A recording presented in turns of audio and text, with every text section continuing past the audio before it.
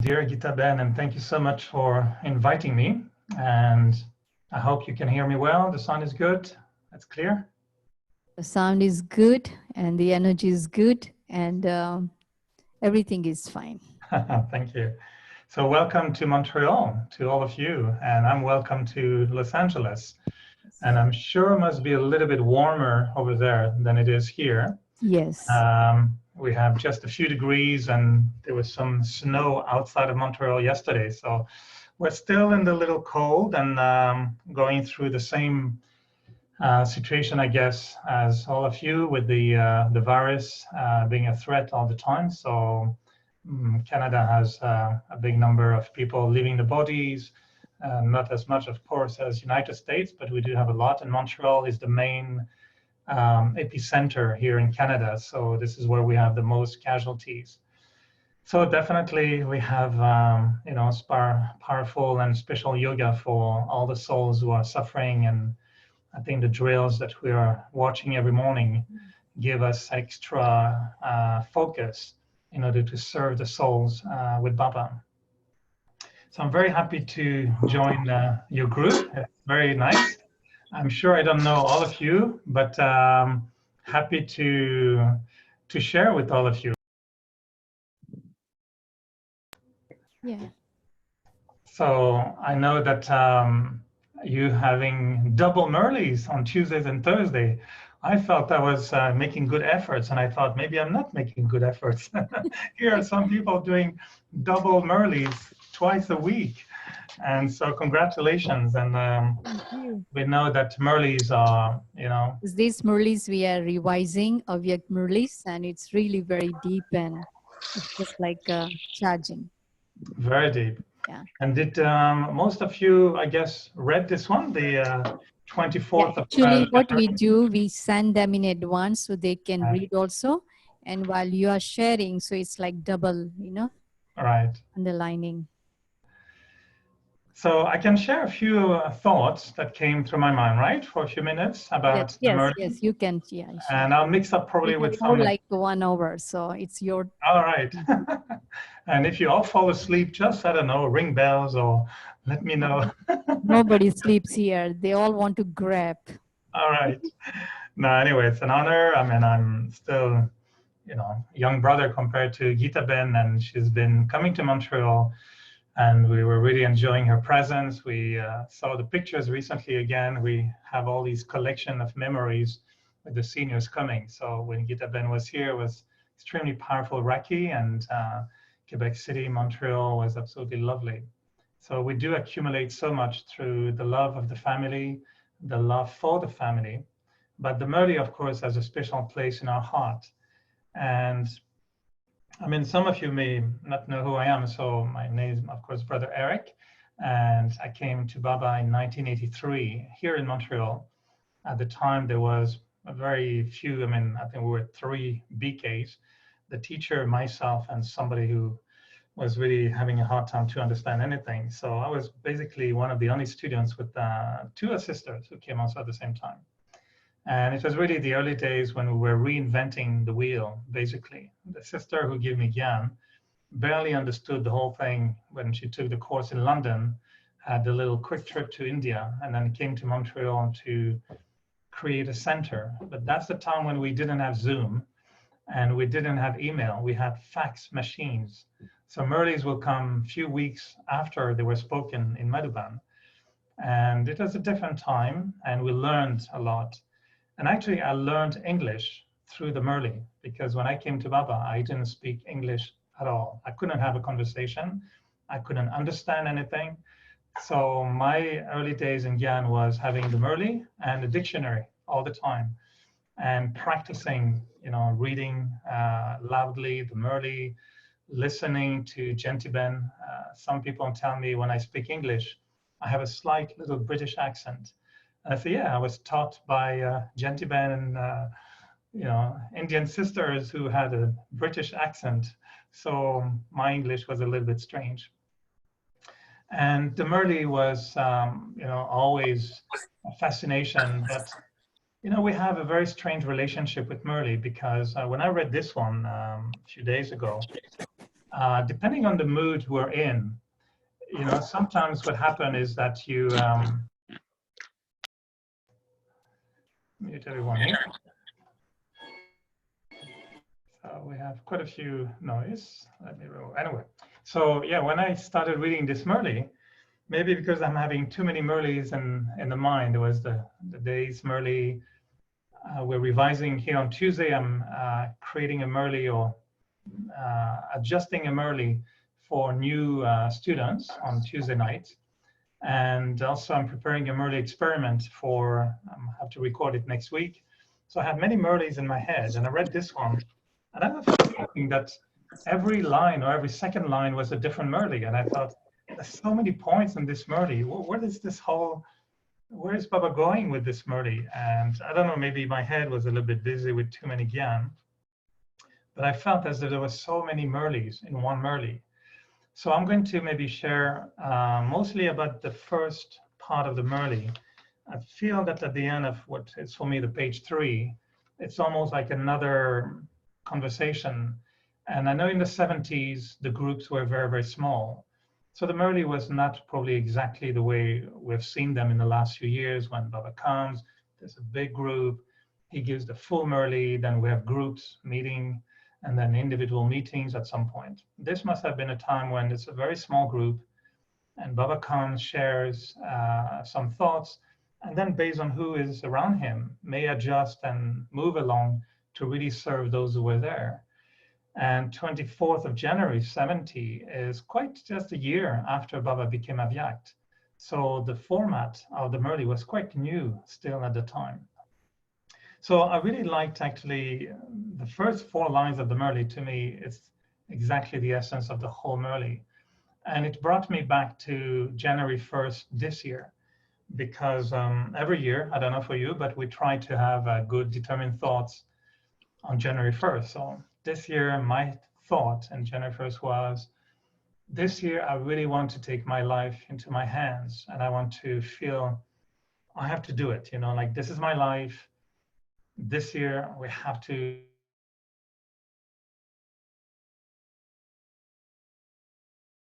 look after all the different aspects of my Brahmin life and make sure I complete more and more aspects of the homework Baba is giving us. So the theme I had really was, yes, to look after my life completely, but I quickly realized it also meant at the same time to surrender my life completely. And it's kind of a paradox where paying attention to every point of Gyan and following Baba's directions accurately, it's my responsibility. But part of that responsibility also involves a letting go and an aspect of surrendering. So it may seem sometimes like a little bit of a dichotomy between, am I responsible for everything, or am I letting go everything? And Baba is responsible for everything. And so the image I've been playing with a lot in this year, since January, was actually this image of the boat of my life, and having the feeling that I'm at the, how do you call it in English? I'm at the sailing. I'm sailing my boat. So there must be a name for that wheel. I'm sailing my boat, but Baba is also the sailman, and he's also the one who will come in my boat and help me to sail the boat properly. But most of the time he would say, you do it. I'll tell you what to do, but you do it, because you are to write the fruit of the karma that you create. So I've always liked that image of, the boat of my life is in Baba's hands, but I'm also responsible for the boat of my life.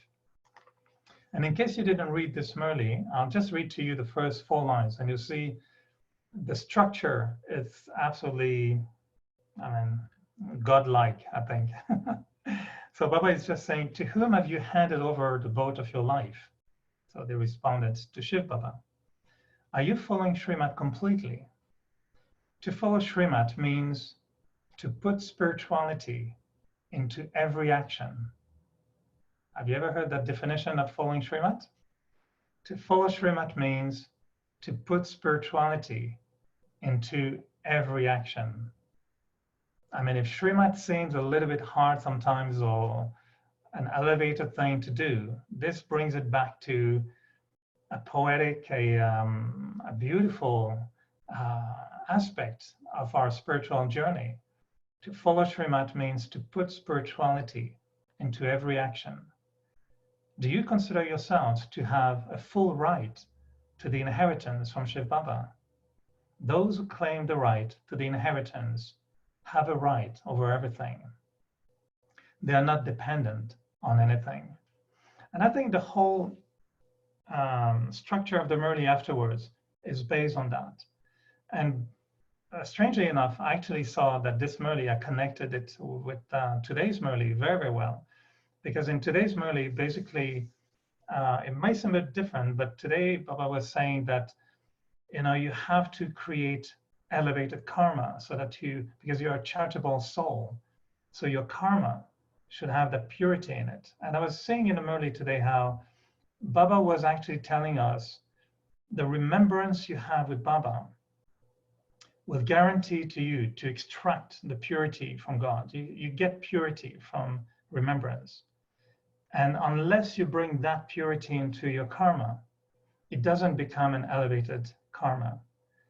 And sometimes we think that charitable action in bhakti, certainly, but even in Gyan, if I'm not doing something wrong, it means I'm doing something right, which is half true. We can do, of course, beautiful karma in soul consciousness. But if we think about it, I feel that what Baba wants us to do is to go even deeper than performing action in soul consciousness. He wants us to be into the essence of our remembrance of Baba, relationship with Baba, connection with Baba. And from that connection, that experience, to bring that purity into our life. So that purity in our actions really defines us as Punyatma. I think my Hindi is so, but I think it's something like that, a pure charitable soul. And I feel that when Baba tells us follow Srimat, it's like he's just giving us the guidelines. And he says Srimat is basically the structure that will allow you to continue to maintain that connection of purity and remembrance all the way through to the action, so that the action reflects that purity. And the moment I break Srimat slightly, then what happens is that that original connection kind of becomes loose a little bit. And I do perform, of course, good actions. I may do, following principles and certain aspects of Maryadas, but the essence may not be 100%. And therefore, it becomes labor. It becomes, I have to, I'm trying to, which Baba tells us in this Murli 1970, don't use the word trying. So it becomes a little bit like diluted. Srimat becomes my protection to make sure that everything I do, if it's aligned with Srimat, I will maintain the original connection with Baba as the ocean of purity and the connection of purity, and I will maintain that all the way so it becomes part of my actions. And the proof of that, I think, or the fruit of that, is that the karma we perform becomes, charitable action, because there's no attachment to that action. There's no selfish motives to that action. It doesn't feel like all the little potential ego attacks in karma when we do service. Service should be charitable action, but sometimes service is, well, it's my idea. I'm glad you see it worked. I was right. I mean, that's already twisted. Or I'm going to do it. And then we wait for the praise and the regards and the congratulations and the applause from the BKs or the public. I mean, definitely that has a little bit of ego mixed in there. Why we may have mixed feelings when we do service.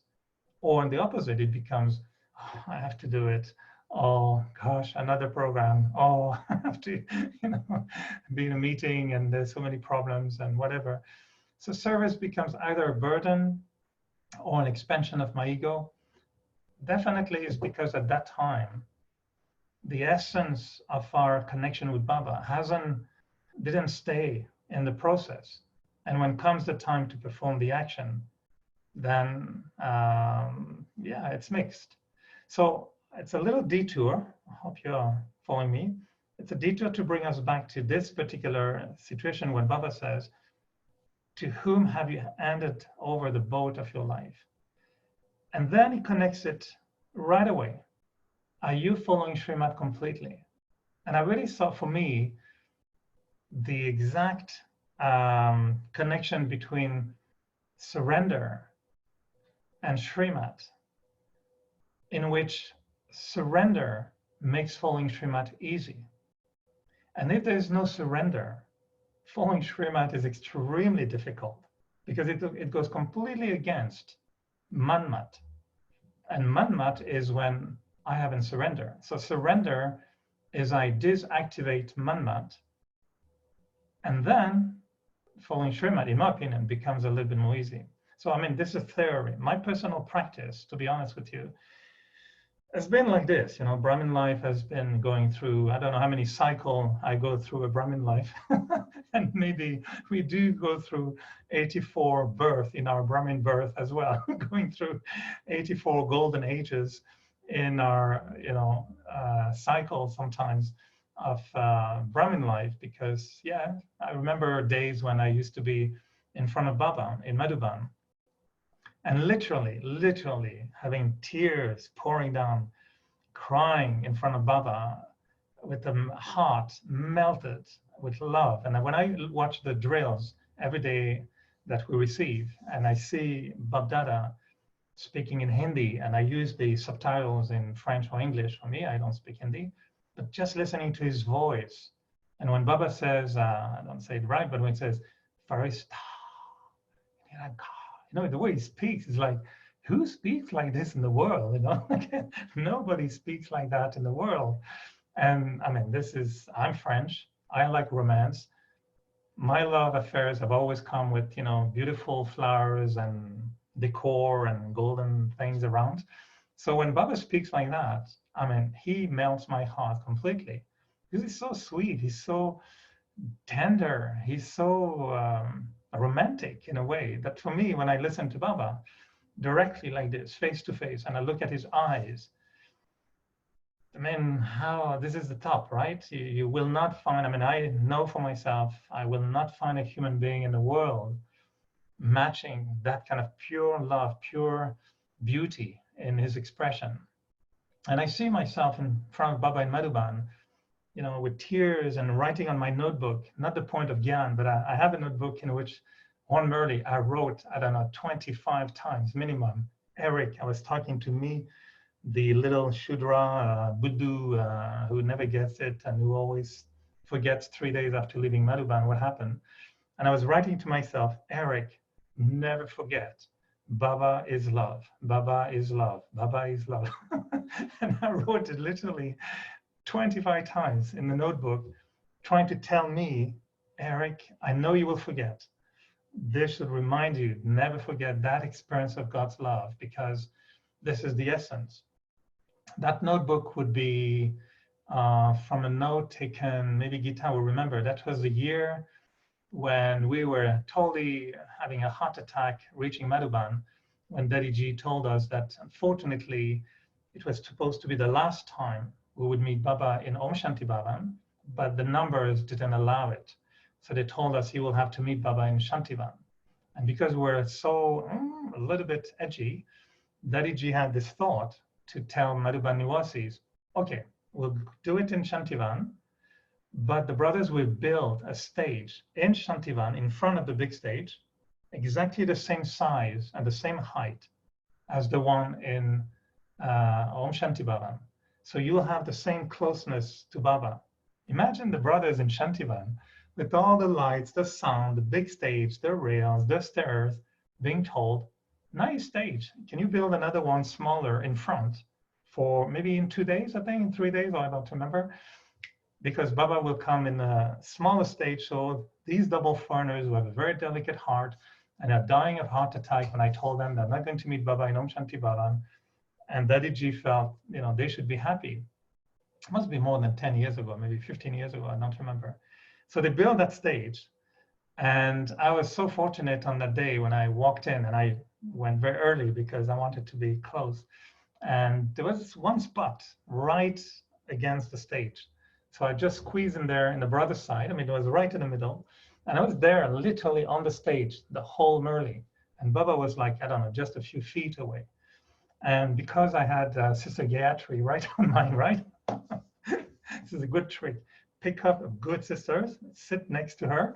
Baba will look at you all the time. And on that day, for a strange reason, he mentioned Sister Gayatri about 10 times in the Murli. He referred to something on the UN, I can't remember. But for me, I was like, yes, I'm here. You know, Baba is talking to her, but I was trying to catch the drishti all the time. And that Murli was so much a Murli of love that I know it's a long story, but my story was, I was so moved, you know, with that love from Baba, that that's what I wrote 25 times. Never forget this. Unfortunately, a month later or years later, I can't remember, but it went like this. Yeah, sometimes I would forget. And like maybe I don't know, a few mornings I would be in Amrit Veda, just having a hard time just to keep my eyes open. And then I would rush from Amrit Veda to class, go to work. I work in television industry, and we can have very, very, very stressful moments. I was running for many years the main newscast in the evening, which is big, big, big, big stressful responsibility to sign what goes on the news at 10 o'clock at night, which is for the country, and it's the most watched. And you know, you can't make a mistake on that one hour. All the newspapers will talk about it the next day, so it was pretty intense. So I have to admit, yeah, maybe sometimes I didn't feel that love anymore for Baba. And I didn't, most importantly, felt love from Baba directly to me. And this long story I'm telling you is just because to me it connects to the essence of this Murli. Did you give out, or did you hand over the boat of your life to Baba? You cannot do that intellectually. I mean, this will be, I don't know, suicide in Kashi or something like that. You can't do that unless there's absolute trust in what Baba is going to do with your life. And since we don't even know what is he going to do with my life, and we may be scared, and he's going to, if I want to play tennis tomorrow and he says no, what am I going to do? If I want to eat ice cream and he says no, no ice cream today, I'm okay with them. And it's a tiny thing, but what about the big thing? And when we are attracted to somebody else, when we are, you know, feeling that we want to think this particular way, and then we know it's starting to be against Srimat, what will be the driving force to melt the Manmat in front of Srimat?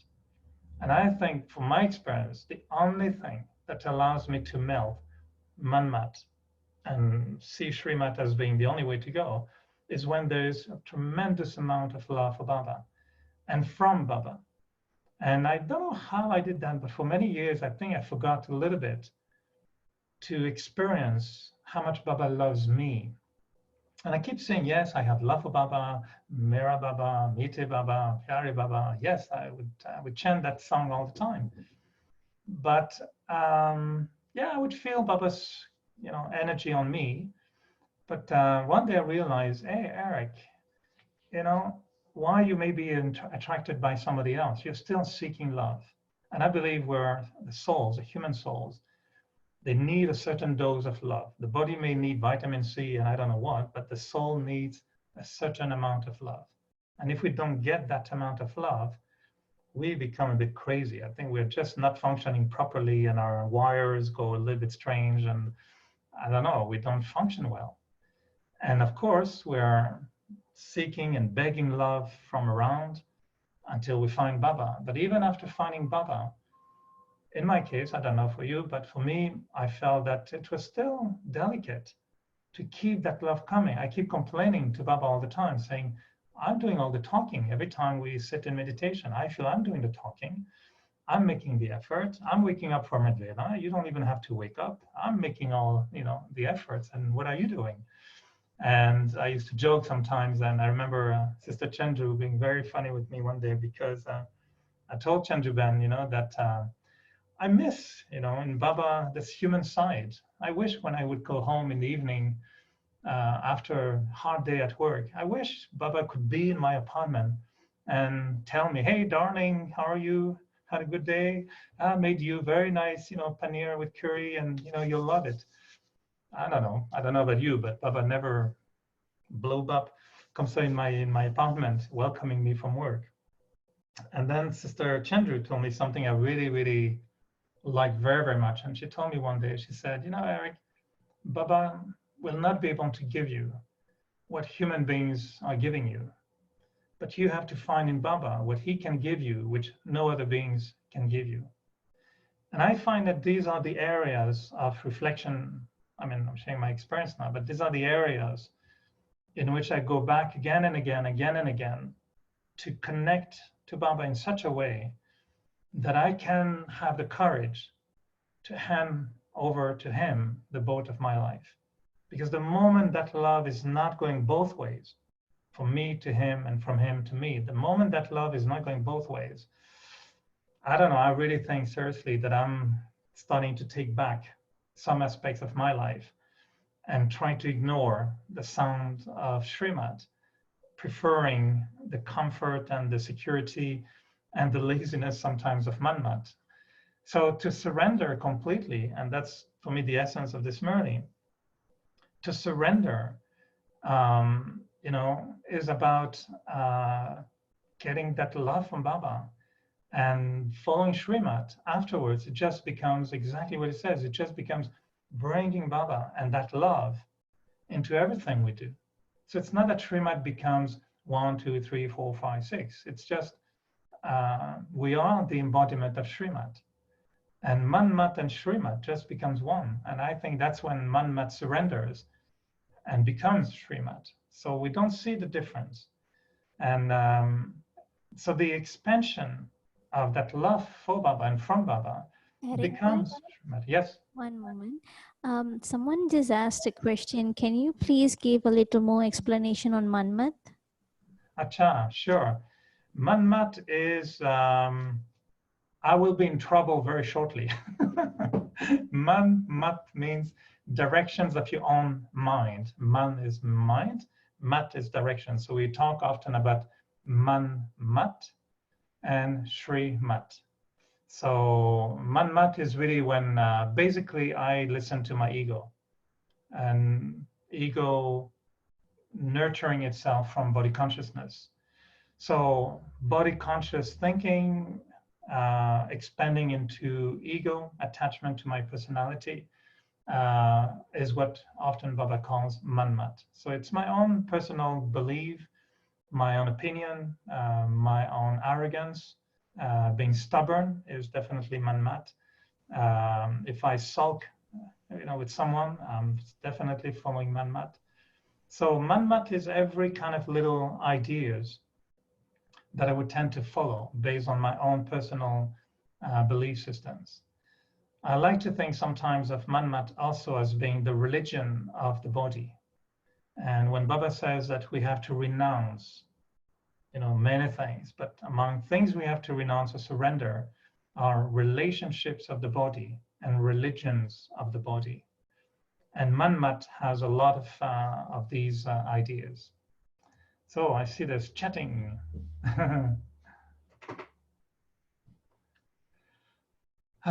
So, dictates of the mind. And can you explain these lines from the Murli? By having the form of a Shiv Shakti, no weakness will remain. So I'm the World Mother and a Shiv Shakti. Brother, we will let you know later on. You can Okay. flow, continues about that part. Yeah. Okay, I don't know how you've worked this out, so I'm improvising. We will just do that. All right. Okay, I'm just at the first beginning of the Murli, but I'm not going to go through the whole Murli. I really, really feel that this Murli, I wrote myself, little thinking and churning and see what the Murli is all about. But I feel that if we listen to that Murli with the approach of transferring Srimad into action, so that action reflects the purity of Baba, that becomes what he's talking about. Srimad actually means to put spirituality into every action. So I felt how, Baba and the Murli basically always makes a connection between what you do in surrendering, following Srimat is a big sacrifice. It's a huge renunciation. But at the same time, the only way we can do it is by having achievements. And that's what he calls usually to claim all rights. You feel that when you surrender your life to Baba, and that's what he says in the Murli, the more you surrender your life to Baba, the more Baba surrenders himself to you. And the way it's put, the way Baba says it is, the more you children surrender yourselves to the Father, to that extent the Father also surrenders himself to you children. That is to say, the treasures of the Father automatically belong to such children. And so, I mean, it's a very deep concept, that love for Baba makes me follow and surrender, applying Srimat. But on the other hand, that love for Baba and that love from Baba allows Baba to give me everything he has in him, so I can experience being fulfilled with Baba's treasures. And when we think about it, the moment we break that link with Baba, well, applying Srimat becomes a bit more difficult, and receiving Baba's treasures become also less abundant. So everything becomes a labor. So I always felt this is why Baba keep telling us, keep your remembrance constant. And what I've been working on since January, when the thought was about to keep my life together and you're responsible for your life, what I realized that for me, the only effort I need to make is to try to find a way to connect well with Baba in the morning at Amrit Vela, to create that love and that, if tears can come, this is good. But if they don't come, okay, I'll make it next day, tomorrow morning. But to bring that relationship with Baba so beautiful in the morning, and then the only effort I'm trying to make myself during the days, can I try to maintain that feeling throughout the day? Don't lose that experience of love. Baba loves me, I love Baba. Try to keep that during the whole day. So during Murli class, Baba is teaching me, or I'm reading Baba's Murli. During the day, I cannot do traffic control all the time with work. It's a bit tricky sometimes, but I try to maintain the feeling, remembering the image I had at Amrit Vela, and see, Baba, you're still here. Yeah, we're still connected. That relationship should be alive. He's my husband, he's my friend, he's my partner, he's my companion, he's my beloved. I want to feel that love and that connection throughout the day. Otherwise, if it breaks, that's where it becomes a little bit difficult. And then in the evening, to reignite the fire of that love, because we're involved in service all these days in Tapasya with all the programs Baba is giving us. So that surrendering, becomes an easy way to follow Srimat. But on the other hand, it becomes an easy way to catch Baba's treasures, the gyan, the virtues, the powers. And what he tells us basically is that that connection will remove your weaknesses. Then your weaknesses will not interfere with the process. Because he was saying on the other line, he says, if you have weakness, that will create forgetfulness. And if you have forgetfulness, it becomes very difficult to follow Srimat. That's exactly the way he puts it. The reason for forgetting is your own weakness. Because you do not follow Srimat fully, this is weakness. And then because of the weakness, there is forgetfulness. It is only forgetfulness that you forget the thing you loved the most. So it's a vicious circle that I lose the one I love because of my weakness. I can't follow Srimat. It just allowed the weakness to continue. So that's why I find the way Baba tells us is so important to try. And I really like the way Sister Moini puts it a lot. She doesn't use the word to be constant or always, but she likes the word consistent. And I really like that word. I find it makes a big difference for me to be consistent. So which means to be regular, in other words, not trying to be always 100% because I won't be able to, but to at least be consistent in that remembrance and not to lose that fragrance from Baba. And so I find that, this first part of the Murli is for me really beautiful, and it really connected to what I heard today in the Murli, that Srimat will help you to become a pure soul, a punya atma that makes elevated action, that will make others elevated. And Baba always comes, to fill yourself first, get everything from Baba, and then serve others. And that's why he goes afterwards to, the application of this surrendering to yourself is that you will be able to make others also surrender, which I thought was pretty interesting formula for service. That if you surrender yourself, you'll be able to help others, or you'll inspire others to surrender. Well, this is a little bit more advanced than just giving the 7 discourse. And then, of course, there was this whole part about to bring benefit to the world. Your obstacle at that point will be your attachment. And that's where you will come to the Shiv Shakti, the mothers with full powers, bringing us into the mode of being a server. And what I find for me that helps me a lot to maintain that link also with Baba and to connect it with service, so that service doesn't become draining my energy, but on the contrary, multiplying my energy. For me, that magic word I always use for myself is, what can I do to help? I'm here to help. Okay, what can I do to help? Yesterday, to be honest with you, was a very big day. I had a long day. We're shooting. I didn't kill anybody, but we're shooting with a camera, and then I had a full day. It was quite intense. I had to give a talk at the center or so, and didn't eat much. So I came to have my dinner last night, and one brother said, "Can you talk 5 minutes?" And I thought, okay, 5 minutes is okay. And so I warm up everything, and I started calling him. And then, we came up with a bigger topic than I thought. And to be very honest, there was a part of me that felt, that's it. I have my day. Can I just quit this conversation and ask him to talk another time? And my meal anyway is going to get cold again, and it was 9:30 almost at night. So, and then I remembered actually Sister Mohini, who now I find when I talk to her in the past, she would listen, but she would fairly quickly come up with some ideas. And now she can be very silent for a while. And she explained to us recently what she's doing. And she really connects in a deep level so that she can serve. So she was talking, and just when I was feeling a little bit ambiguous, I just had the thought, what can I do to help?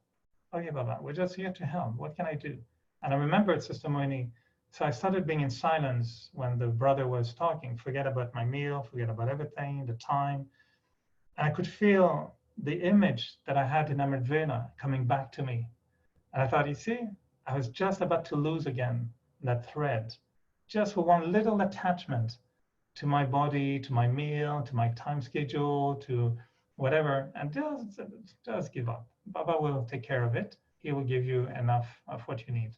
So I really like how he brought that Murli afterwards behind the idea that you will benefit the world, but you first have to remove your attachment. And that will allow you to have constant remembrance. So then the third aspect of the Murli that he came up with was the dynamic that will allow you to then overcome obstacles will be your faith. So that love for Baba, surrendering your life to Baba, following Srimad, ultimately has to build up your faith, so that your faith is so strong that obstacles will become solutions. You will have to see obstacles like being a test that you have to pass. The faith intellect will attract cooperation from others, and then the faith will make you feel that you're claiming the same inheritance as the one you claimed the previous cycle.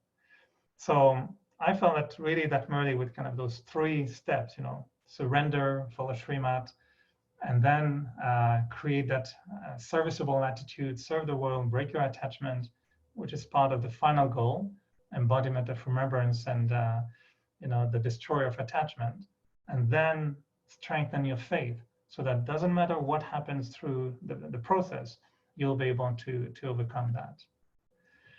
So it's a little bit my smoothie or my chutney of what happened to me in reading this Murli and playing with it. I really enjoyed that. I really thank you to give me an opportunity to study the Murli much more than I would normally do. So I hope I'm matching your level of excellence in studying Murlis twice a week, even more. I'll try to keep that in mind.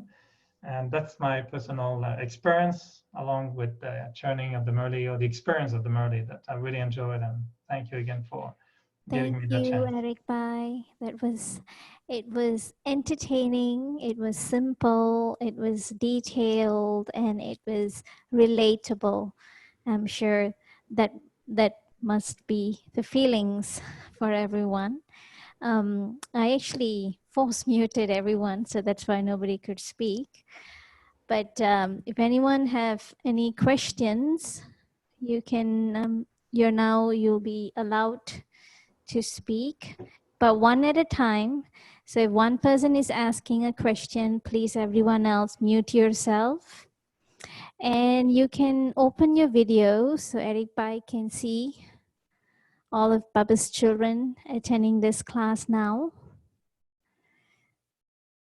Finally, Erik Bhai, now you can see everyone. My video is muted from there, from the host. Who is this? Sudhaben? Is it Sudhaben? Yeah, Girish. The name will be Girish. Girish. Okay, just a moment. Huh? Yeah. Okay. Om Shanti. Everyone can wave at Erik Bhai. Om Shanti. Vinuben, can you see my video? Ranjan Ben? Yeah. Yeah, can you see? Yes, we can see your video. Thank you. Yeah. I try myself. And it's lovely to see that you all have a body. I didn't know you all had a body. I thought you were already in a point of light in the sky. Nice to see the bodies as well as the soul shining through. Yeah, we these days what we do is we mute everyone during class. So, any incoming sound, anything doesn't distract. And then when it's time to ask questions, then they are allowed to, unmute themselves. So anyone have any question? Or comment or sharing, you can participate. Vinuben, this video I try, Baba help me, and I try in my iPad because I don't know how to. Okay, no problem. Do you have any questions? Thank you. Okay. Om Shanti, Erik Bhai. It was lovely. Baba himself has mentioned that you can relate the essence of an hour's lecture in just a few words. I think that's what you did today. Thank you for that. And in this Murli, Baba has mentioned in one place where he says, always check how many spiritual actions you have performed and how many worldly actions you have performed. Can you elaborate a little bit on that?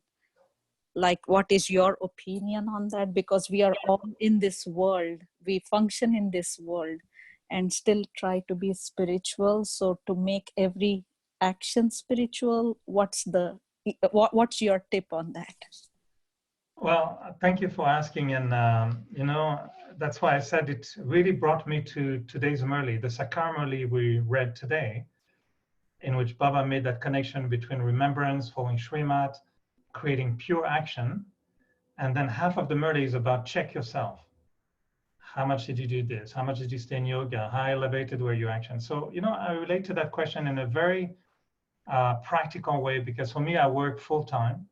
So I'm in the Lokik world a lot. I travel in hotels and bad places in the world. I visit meat factories sometimes because of my work. I mean, I don't do that anymore, but I've done a lot of things because of my work.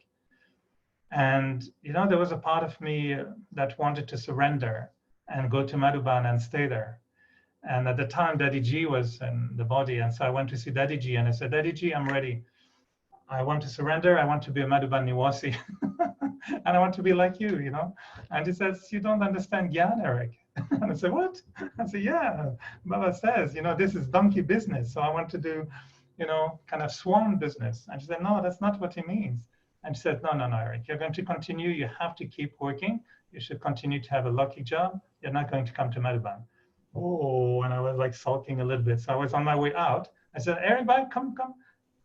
Full-time job. It was like double punishment. Not only you're not going to be, Madhuban Niwasi, but you're going to have a full-time job. I said, oh my goodness, I didn't want a full-time job. And when I realized, that it was hard, I thought that what I was doing at work was not Baba's service. And I always felt maybe there's some logic activities and then there's some spiritual activities which I perform at work, at the center when I give class and I look good and I give Baba's Gyan.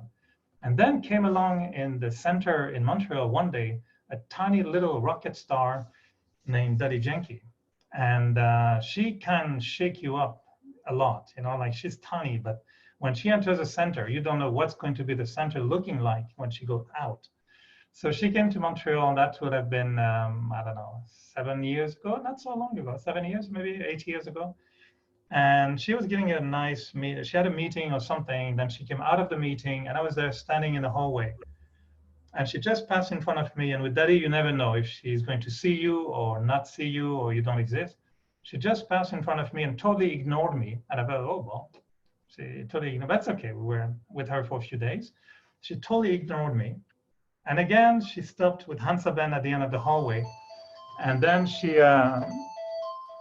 stopped at the end of the hallway, went back, turned around, came back to me and looked at me with her finger and said, Erik, your conscience at work should be the same as your conscience at the center.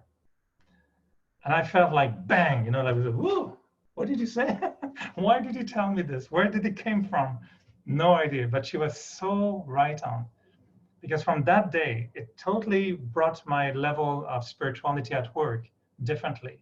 And I realized that to go to the office can be as spiritual as being on a stage giving a lecture of Baba's Gyan. It doesn't matter what we do, is what am I bringing in the way I do things? So when Baba says, check how much spiritual action or how much elevated action you have done in the day, or how much ordinary action, you can be in a meeting at work, or you can be with your husband or with your children. And it could be either ordinary by just being ordinary, or we can draw from our remembrance of Baba and bring some spirituality. And at work, for example, for me, it means just giving compliment to someone. If I just at work keep adding all the time, you did very well yesterday. It was very nice what you did. I really appreciate the way you worked yesterday. I'm not just saying it in a logic way. I'm creating that soul conscious feeling, and I'm telling that to the soul, because I want that soul to create self-esteem, self-respect, having courage. And when I give time to some person at work and say, oh, Erik, can I take a minute? I say, yeah. Then I put myself in a mode, okay, I'm on Baba's service as well. And I just give mental, power to that. So when he says, check how much ordinary action you've done and how much, spiritual action you've done, pure action, it's mostly how much were you connected when things happen around you. And I can do some very lucky thing. I can be in a truck with a cameraman, and he tells me about his wife, and he tells me about all kind of very mundane thing. Doesn't mean I'm mundane. I'm listening to him, but at the same time, I'm feeling, let me share vibrations of respect, of love. And I really look at that soul. And I really, honestly, that's what I do. I look at that soul sometimes. I don't say it, but I think, I really like that soul. He's such a nice, he's a good soul. He's a good soul. And just having that thought, for me, means that my time in a car was not an ordinary time. Does it clarify a little bit, or? Yeah, beautifully explained. Yeah, makes a lot of difference. Yes, thank you. I can talk for an hour more, but I'll wait for yes, you Erik, to tell me what's next. Thank Brother you. Erik. Go ahead with your question. Yeah, at higher level, there is no manmat because drama is predestined. Yeah, but manmat can be predestined in drama. I think everybody following manmat are following manmat exactly the same way they have been following manmat in the previous cycle. So it's a dangerous thought. There is manmat, of course, which means going against God's thought. Let's say in a very gross level, someone who kills somebody else. This is very bad manmat. Baba will never tell us to do something like this. So there's definitely, even if it's predestined, Maya has his predestined drama with Ravan, And Baba has his predestined drama with the Brahmins. So which predestined clan do I want to go with?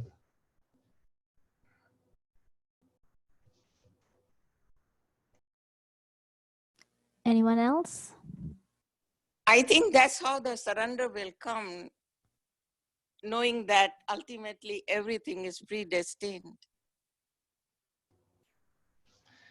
Yes, I can see that. I would only say that to me, there's one thing, because I'm very lazy by nature, so I have to be careful of myself. When I came to Baba, I was a little bit lazy, and the first blessing Baba gave me was, "You are a soul with a lot of courage, are you not?" And I felt, oh, he's really not talking to the right one.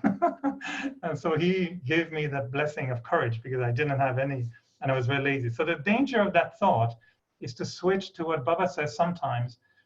Because I think that it's predestined, I stop increasing the level of my efforts. And predestined is there, but the paradox is that I have to recreate the elevated stage every time. It's not going to happen by itself just because it's predestined. And if I think that whatever predestined is going to happen, then I'm going to fail. And then I will say afterwards, you see, I fail like every cycle. But that's not the scenario we want to have. So unfortunately, yes, thinking that it's predestined is a good guarantee. But Baba is using it in that Murli, actually. What he says is that the faith you have is that you claim the inheritance last cycle. And that faith will bring you power. So which doesn't mean that I'm not going to make effort, but I have to have the faith. Yes, I was successful last cycle, but I'm still having to make the effort to be successful. So yes, it's good to think that way, but not to forget that if I'm a bit lazy, I'm just going to use half of the mantra. And if I don't use the full mantra, maybe it's not going to work. So I have to be careful using all the full mantra. It is predestined, but I have to do the same thing I did last cycle to make it successful. Sadhana Ben, you can ask your question. Yes. Hi, my name is Sadhana and Om Shanti, Erik Bhai. I have one, I think what Sudha, can you hear me? Yes. Okay. What Sudha Ben was saying, I was, for me, what I do, I just, whether it's, I'm doing it appropriately or not, I'm not sure, but even though drama is predestined, I don't have any questions or anything. I think whatever Baba says, I just do it. I don't know why, I never have any question, even though a lot of things is happening and Baba says, yeah, it's going to happen, but I don't have any questions in my mind. Is that okay? Or is that I'm doing something wrong? But I just follow. I think this is very good. And I would call this having faith in drama, having faith in Baba. So using the idea that, everything that happened is meant to happen. It's okay if it happens. Of course, this is the aspect that Baba talks about when he says having faith in the intellect, having faith in drama. And it is totally fine. It's even in that Murli, that's what he mentions. Go ahead, Sadhana. Yeah, so when he says that having faith in drama, and so even though I have faith, but if the other thing is also when you start thinking too much, is also create a lot of turmoil in your head. And Baba always says, don't, use your intellect too much, stay in silence, think it over, speak less and, say less. So that also sometimes comes in my mind. So I don't go anything beyond, I live in present and don't think beyond that. Right. So that's what I do. I have faith, everything is going to work out, and that's what I believe in. So I don't know, is that appropriate? That's I'm sure it is. Your smile says that it is appropriate. Your smile speaks for the fruit of your efforts. But at the same time, I feel we're all a bit different. Each one has to find what really works for them. And some need extra mental activities. Otherwise, they don't function properly.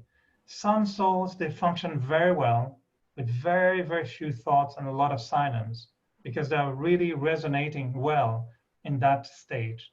So everyone has to find out one method that works for one person.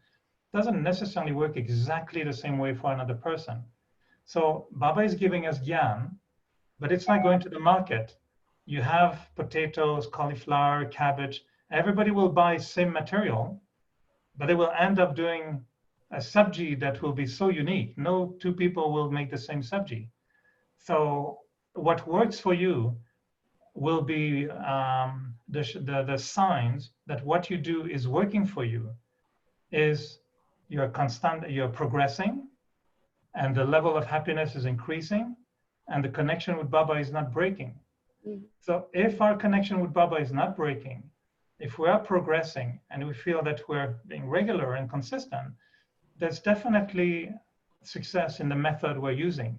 So each one has to evaluate. You know, some people, for example, they will have to do a lot of service just to keep their stage all right. Other people don't need to do so much service. We say it sometimes jokingly. Some people are born from Gyan, some souls are born from yoga, some from Gyan, some from service, some from dharana. I taught many brothers or sisters. I would give them Gyan and Gyan and Gyan, nothing happened. Then I asked them, can you fix the sink? It's not working. They start fixing the sink and they have amazing yoga. I thought, this is interesting. He's falling asleep when I'm giving Gyan, but when he's fixing the sink, he's with Baba. There must be either my Gyan is wrong or the sink is really powerful. I should check the sink out. And actually, it's just that we're all different. We're all different. And for some souls, service will uplift them and they need more service, and that's fine. But they should not tell everybody, oh, you have to do a lot of service. Maybe not. So in your case, applying the point of drama without going too much into details, it's fine. You know, and the sign will be your happiness or your, your contentment. And you know when your mind needs to be quiet. Yeah, so because I think the simple thing Baba tells me, gets it to me. Like, remember Baba, you know who I am, connect with him, and always stay connected. That is the main thing. I think I like the essence of that. Otherwise, other stuff, there is so much information that is just, it keeps going and going and going and going, and then it's like, Okay. am I coming now? Yeah. So let's give chance to others. Anyone else who have any questions to ask?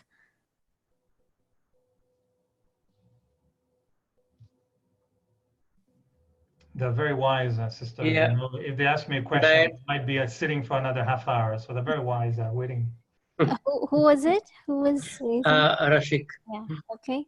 Yeah, I think we have been using Manmat right since the beginning of the Kalpa. Like when we were deities, we used divine Manmat, so that was pretty good.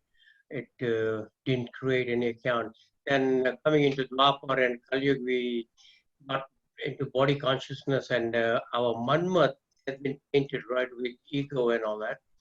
So now in Sangam Yuga, that Baba has come to give his Srimad, I think that is the only thing that we need to follow, because what he's saying is, hey, souls, this is who you are, this is who I am, this is where you come from, and this is what you need to do to uplift yourself and get back to the deity stage, So I think we should all understand, like all the dadis and didis did, surrender to Baba, just follow his Srimad, and that's it. And that is the only one route to divinity and nothing else, I believe, right? So we should all understand that fact and completely follow Baba's Srimad. That's what I feel. You're right. I mean, that's our aim. And when we come to Baba, we completely understand that Srimad will be the best way. For maybe some of me, I don't know how old you were when you came to Baba, but when I came to Baba, I was 21 years old. And at 21 years old, when you're told to be pure and celibate and don't get angry and be peaceful and smile to everybody and be kind to those who defame you, you scratch your head and you say, are you sure? How do I do that? I sign every release form. I did sign them all. I signed all the Murlis. Yes, I believe. But I got angry and I got attracted and I got so many strange things happening to me. And I thought, how do I follow Srimad? And I personally believe it takes a long time to be able to do that. I mean, Arjuna took quite a few chapters in the Gita to get it, you know, and it took visions, it took a lot of situations in the Gita before Arjuna, at the end, surrenders. But he didn't want to surrender in the beginning because he was the warrior. And so for me, it took me a long time to finally create such a loving relationship with Baba that it's not following Srimad that is a preoccupation for me. It's keeping that flame lit. And if I pay attention to that flame of love, Srimad will come naturally. But that flame of love has to be there. And you're right. I mean, the head can tell you follow Srimad, but the heart should also say, you know, I want to follow Baba. And whatever you call it, Srimad or Baba mat or place mat or happy mat, you know, I'll go with that mat. Okay, anyone else? This is Rekha over here. Om Shanti, Erik Bhai. My question is, like, see, some people, they come into Gyan early in life, and there are some, like me, you can say, later in life, like, you know, it's not at the early stage. So I feel I have wasted so much time in coming into Gyan, and I have come at a later stage. So is it because of whatever we would have done in the previous birth or something, due to which we come later in life, and you know, the others are more earlier in life or something like that? What could the reason be? Well, I thought a lot about it because when I was younger also I felt, why are we coming so late? And I came in 1983, but at that time was very late compared to those who came in 1936, or the daddies or Sister Mohini or the others. So I thought about it. To me, there are two things in that. One is, if you are less than 86 years old, right? You're less than 86 years old. So you still have a chance to win the lottery. You don't know who you were in your previous birth. So there's always a chance and a possibility that you had connection with Baba already before this body. We don't know that.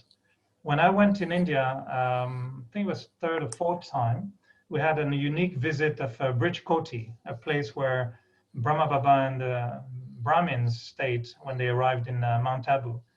And I went to Brij Koti with the daddy who took us there. And then at some point I felt very strange in me. I felt a little bit like, not nausea, but I don't know, I felt something strange. And she was talking about... Deja vu? Yeah, deja vu was also, but Ishu Daddy was talking about ghosts and stuff like that. And then I told her, I said, did Baba read the Murli upstairs by the fireplace? We didn't go upstairs. I didn't know there was upstairs. I didn't know there was a fireplace. And she said, yeah, Baba used to be there. And I had this kind of vision where we were all close to him and he was holding my hand. I don't know if it's because I saw too many black and white pictures of the Yagya or wishful thinking, but I felt maybe I was there. You know, I don't know.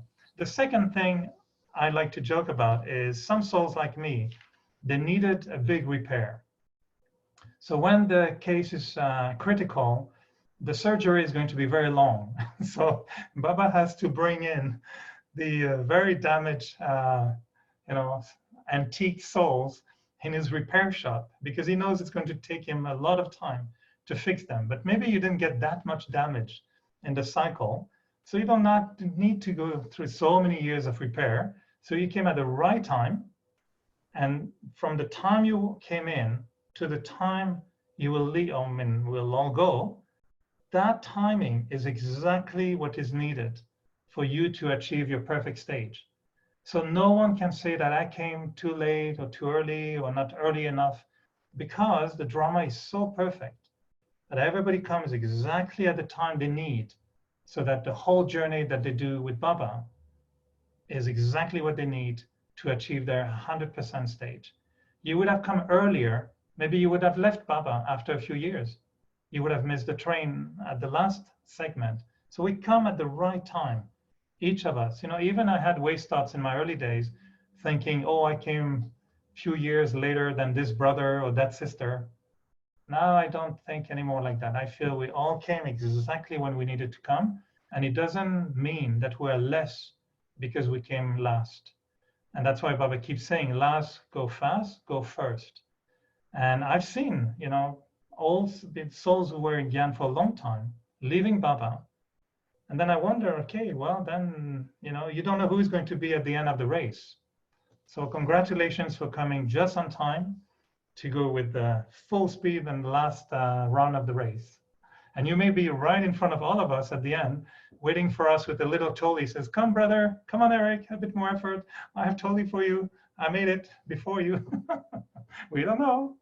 Drama is not over yet. It's predestined, but I don't know the end. Okay, so Erik Pai, would you like to lead us into meditation? Sure. Okay, we can have Everyone can sit very yogi position without moving, so we all can have meditation without any distraction. Okay, and please mute yourself except Erik Pai.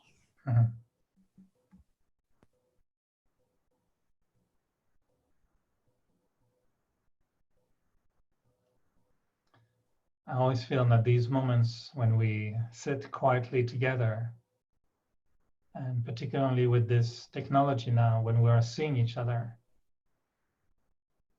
meditation is just a time when we dance in the ocean of love. And we just bring the beauty of our own soul, who we are as a soul, as if we emerge from the rock and we bring ourselves to the light, this beautiful energy of light that I am. And I see Baba coming closer and closer to me in his magnificent light. And I see all my brothers and sisters right in front of me. And even though I may not know the names or the life stories of each one, I know we all belong to the one.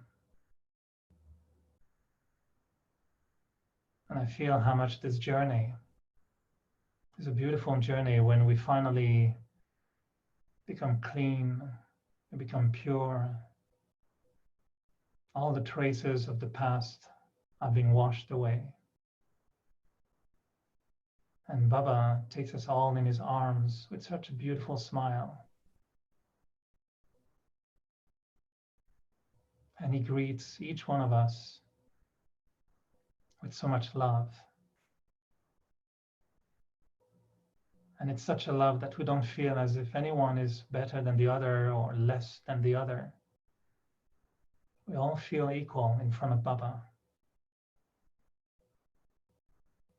His love for everyone is 100% pure, powerful, most beautiful love that we've ever experienced throughout the whole cycle.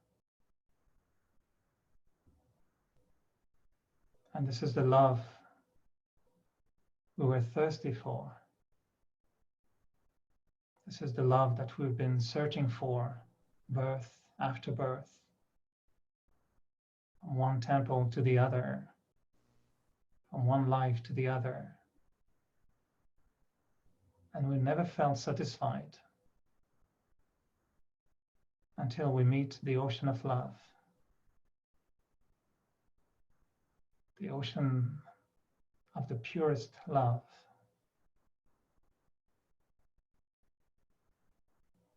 We can feel how much Baba's love forgives the soul,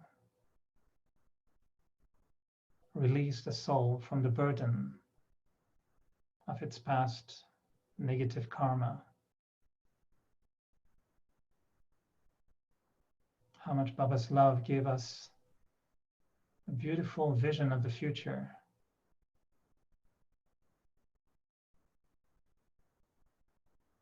How much Baba's love gave us the power to release our wings and to become angels of light like him. And it is Baba's love that